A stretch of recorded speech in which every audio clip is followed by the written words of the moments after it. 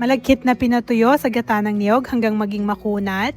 Tamang-tama lang ang tamis at may latik sa ibabaw. Ito ang classic na biko. Hello mga ka-Simple Life! Welcome to Lilo's Filipina, ma'am. Today magluluto naman tayo ng biko classic style. Ito ang ating mga ingredients. We have fresh coconut, malagkit syempre, langka, brown sugar, and some banana leaf to cover the bilao later. Unang step, sa isang katamtamang laki ng kaldero, ibuhos ang bigas. Tapos hugasan ng mga ilang beses hanggang sa luminaw yung tubig. Pagkatapos sukatin, dapat pantay ang dami ng bigas at tubig para hindi basa ang malagkit natin.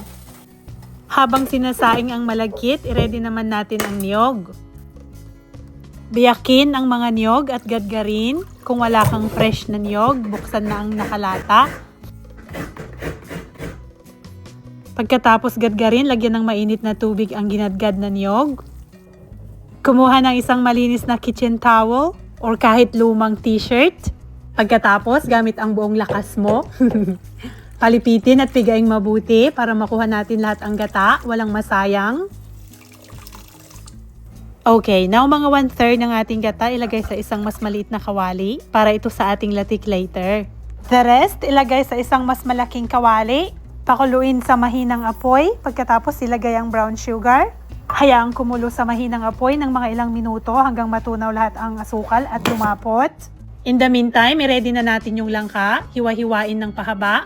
Maliliit lang para siguradong bawat slices ng biko may langka. Ilagay ang langka sa kumukulong latik at asukal. Pakuluan ng mga 2 minuto para maluto yung langka at ma-infuse yung bango niya sa ating biko.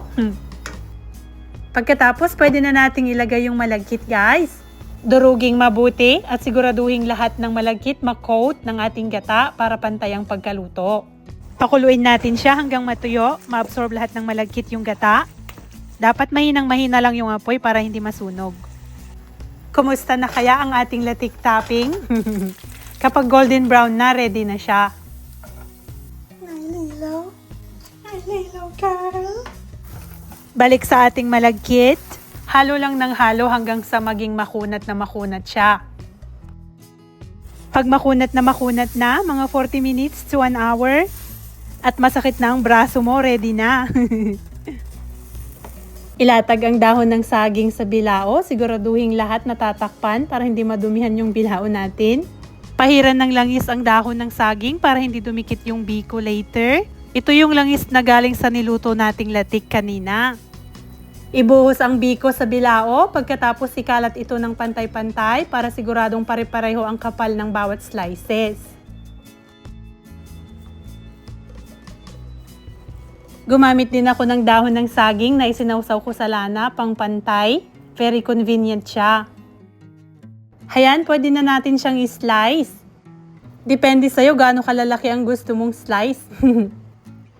Pagkatapos, ilagay na natin ang latik topping sa bawat slices for added coconut flavor. And for malutong na texture sa bawat kagat. At para na rin sa maganda at tradisyonal na presentasyon. O ayan, nakakatakam na siya, di ba guys? Okay, hanggang dito na lang ang ating video for today. Sana nagustuhan ninyo. Please don't forget to like, comment, and subscribe na rin ha. Maraming salamat sa panunood. May God bless you always. Paalam!